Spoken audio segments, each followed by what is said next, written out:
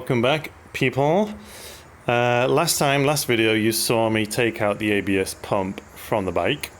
And so in this video, we're going to try experiments on the pump and trying to take off the circuit board and use that to plug back in and remove most of the weight by disregarding the actual solenoids and pump itself, but keep a hold of the circuit board. So I'm going to show you how I did that in the first place, and then we'll come back and give you a demonstration of what actually happens on the bike when we try that. So in my last video about changes to the R7, I had removed the ABS pump from the bike. I'd already disconnected all the lines, and these were just screws that stopped this from doing anything with fluid when I didn't want it to. But anyway, so when you remove the ABS pump from the bike, you can either just forget about it and you'll never see the quick shifter work again if you had one, and you won't see the Speedo work again.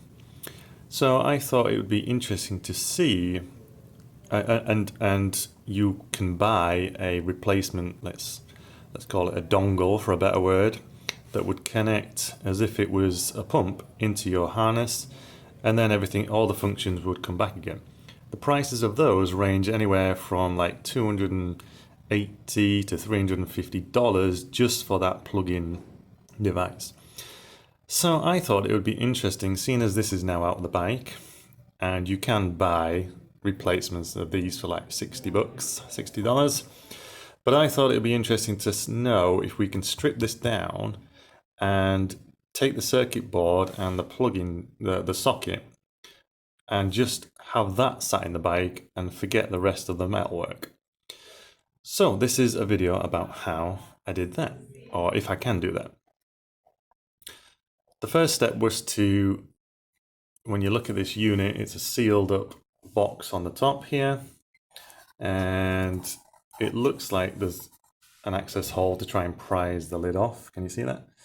But that doesn't really do anything. So what I did was I applied some heat with a heat gun all the way around the top case, and then I took my screwdriver and placed it inside the gap, and with a few quick taps with the hammer, the seal was broken and off came the top lid of the pump. As soon as you get that off, what you'll see inside is the circuit board. Now, there's all sorts of functions on here, of course, and thankfully it's not soldered onto the various items in the pump. What you'll see is there's like a friction joint on the pegs. So with a wide bladed screwdriver like this one, very, very carefully applying the blade and using it as leverage, going around very gently, numerous times going round and round, you can eventually prise the circuit board up and off of these various pins. So eventually you can have this separated from the pump too. So this is an important part. Obviously we need to keep this to retain certain functions. And again, just be very careful, because some of the circuit board components, sorry, I'm off the camera. Some of the components are quite near the edge of the board. So keep your screwdriver away from those, right on the edge of the board when you're using the screwdriver for leverage. So once we've got that removed, this is what it looks like underneath. We have 4 solenoids, I think they are, located within the pump, and 2 of these screws, which are T20 head. So I just used my T20 driver to remove those screws. Once you've done that, using again a little bit of leverage underneath here, you can lift off this top plastic piece. There are a couple of spades connectors here, but if you just very gently pull on that, Now we have the pump, all the heavy part. You can get a good look at that if you're interested. Look at the coils there, which activate the valves. But it's not too interesting for us. But here we have now the plastic, the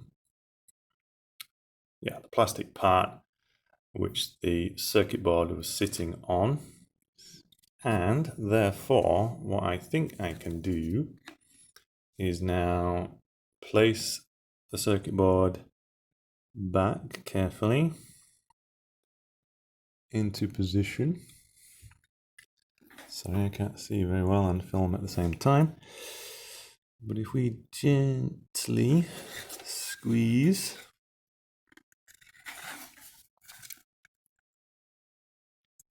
the board back into place, we kind of want you see how there's a thicker part of the pin. We want to try and get the board onto that thicker part if we can. Might start over here where it's a little bit easier. Try not to touch the components on that board as well. I'm just trying to touch the edge of it. So you can see that those pins are now sat right in the middle of the thick part. These ones not so much just yet. So we're very carefully just going to be pushing around the edge of the board.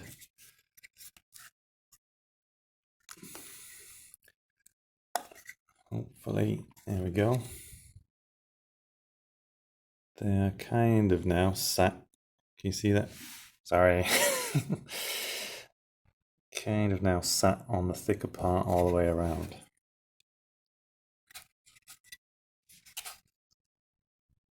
So hopefully, and if we just maybe get something rubbery just to push in between those pins there, that might be useful. But yeah, now that we've got this part, which weighs considerably less than this part, we've essentially achieved our weight saving. So the next job will be to seal this back up and somehow seal this aperture.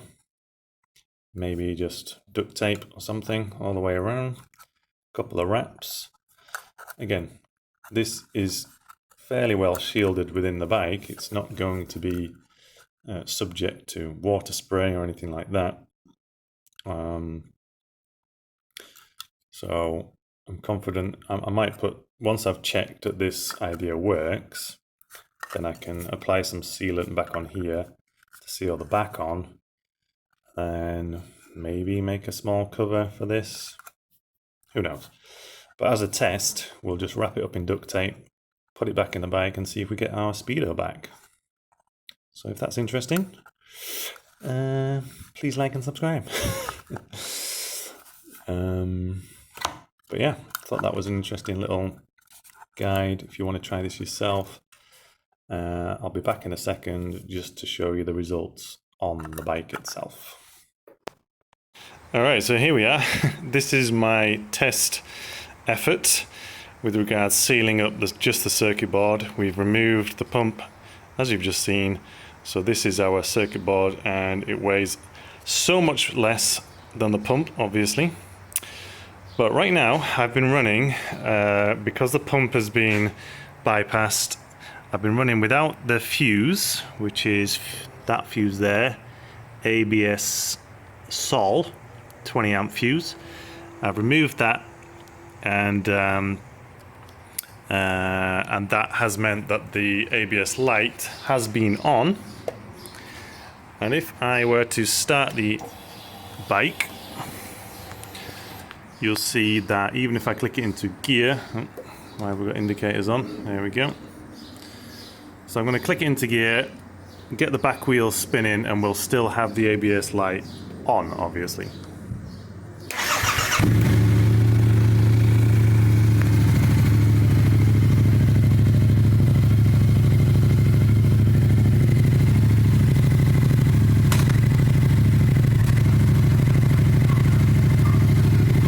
So we've got the bike running, back wheel spinning. Normally we should have the Speedo signal and we still got the ABS light on. Don't worry about the smoke, that's just some WD-40 burning off from when I cleaned the exhaust pipes this week. Alright, so back into neutral. There we go. And we're going to plug in. Just switch the bike off.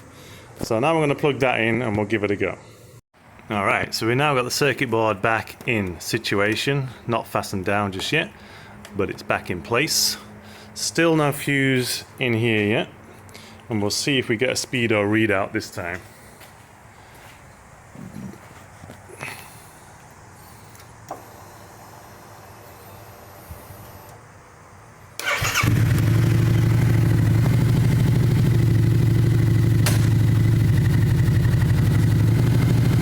Okay, so there you go, we've got the Speedo back, but we've still got an ABS light on.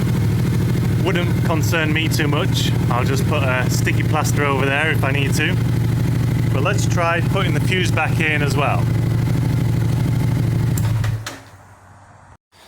Okay, so circuit board, fuse back in place. Let's see what happens now.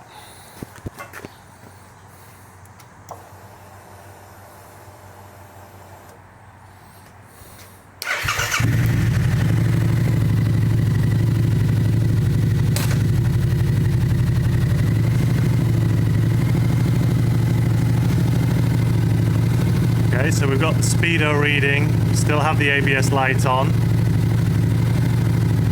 Might be because we're missing the front wheel sensor as well, perhaps. So this modification doesn't necessarily stop you getting the ABS light on. I'll just switch that off for you. So it doesn't necessarily stop you getting the ABS light on, but it does get you the Speedo back at the very least. Alright, so this modification might not be for everyone. I do not have a quick shifter on this bike. So I cannot tell you if this method of bypassing the ABS pump will still allow the quick shifter to work on the bike. I don't know. All I can tell you is if you want your Speedo to work and you want to get rid of the pump, you've got no quick shifter, then you can get it to do it just by removing the circuit board and putting that back in. So, kind of useful information for some people, but not for everybody, I get that. But for me, it's great. I've now got rid of all the weight, and I keep my Speedo. So, thumbs up for me. Whether it's for you is another matter. I'm going to tie wrap this up now, put everything back into place. Okay, some extra bonus tip for you. If you do not have anyone to help you set up your front end rider sag, this is a very quick and dirty method which you can use to do it yourself. You will see that I have a long rod cable tied to the bottom end of the fork. Ignore this tie wrap for the moment. And you can see that what I did was I've marked, let me turn the light on. I marked with a pen line the static sag, so without me on the bike. And then I marked it further down there. If you can just tweak that up a bit. Can you see that? I marked when I was on the bike holding onto my leathers. I've got jeans and boots on, which adds even more weight, let's say to represent my gloves and helmet. And to get the desired 30mm of travel with me on there, in my tucked position, yes, I'm on a stand. That can make a subtle difference, but not enough. So you might get 1 or 2 millimeters difference if it wasn't on the stand. It's close enough for me right now, okay? So I've now moved my preload positions all the way to 1 solid ring left, and that's given me 30mm of preload sag on the front end with me holding onto my leathers, draped over my shoulders, I'm now at the 30mm mark. If I want to get back to 35mm for street use, I now know that if I have 3 rings visible, I'm at 35. So if I have 1 ring visible, I'm at 30. 3 rings visible, I'm at 35. And it's just a very quick, easy method. Hold a pen whilst you're on the bike to make your marks, and you can measure the rider sag just using that method as well. It may not be the best in the world, but if you are desperate and you're by yourself and you want to get an idea, you can use that method. A rod from the bottom of the yoke, passing, just resting on the top of the yoke here, and as your height changes, you can mark it off on there. So that's one way to do it. Now I'm going to set up the rebound to that track position, that 30mm of sag. I'm going to set the rebound to be as controlled as possible. Okay, so I'm going to show you how the bounce is with the rebound set, how it was on the track day. I've now adjusted the preload, like I say, for 30mm of travel with me and my gear on the bike, close enough. So I'm going to show you what the bounce looks like with the settings that I had on the track day. Then I'm going to dial it in properly, okay?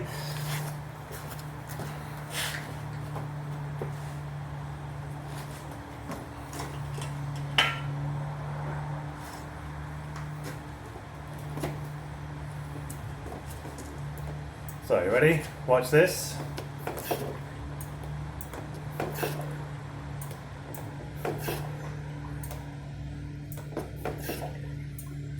You see that bounce? Try and get the bike straight. You can see that extra bounce at the top of the stroke. Now I'm going to set it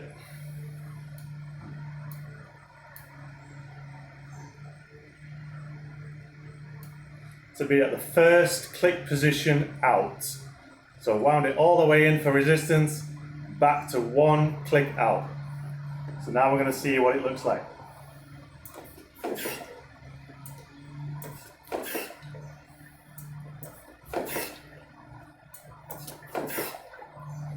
I hope you can see that, but there's much less bounce back at the top of the stroke. I'll just do that once again. See how we just came straight back up to the top? Perfect. This is with 10-weight oil, and I'm right at the end of the adjustment. What I could really do with is even more thicker oil, I guess. But there we go. The compression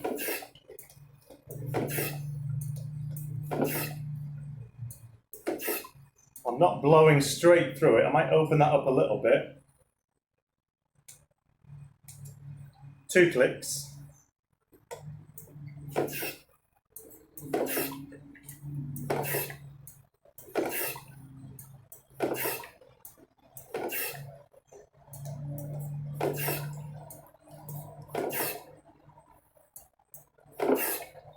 They do kind of work together.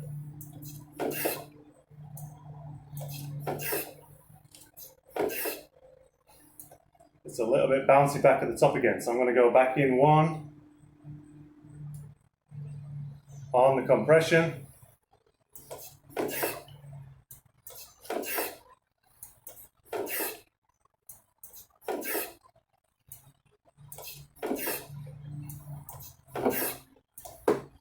Maybe back to where I was.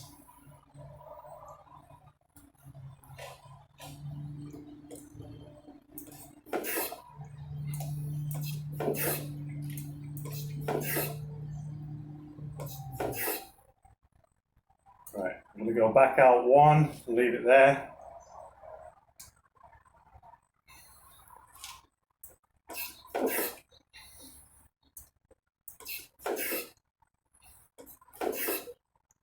Much better than I had it on the track day. Put it back on the stand.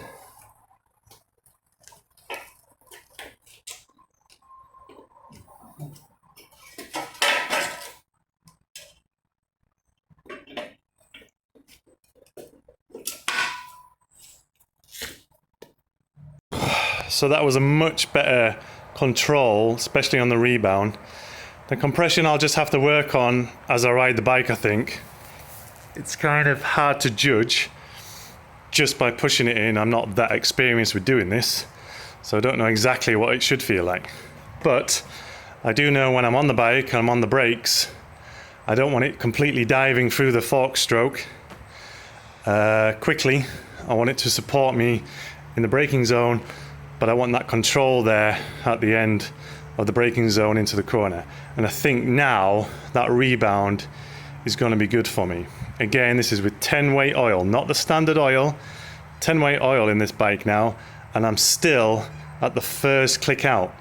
I've got no further adjustment to get more rebound control. I'm right there, maxed out with the 10 weight oil. Anyway, I think that's enough for this video. I will play around a little bit with the shock, but again, that's kind of a bit more difficult to judge off the bike. I'd rather try and deal with that by looking at the tire wear on the day and things like that. But yeah. Whew. I'm hot and sweaty. I'm going to end the video now, and yeah, I will catch up with you in another video.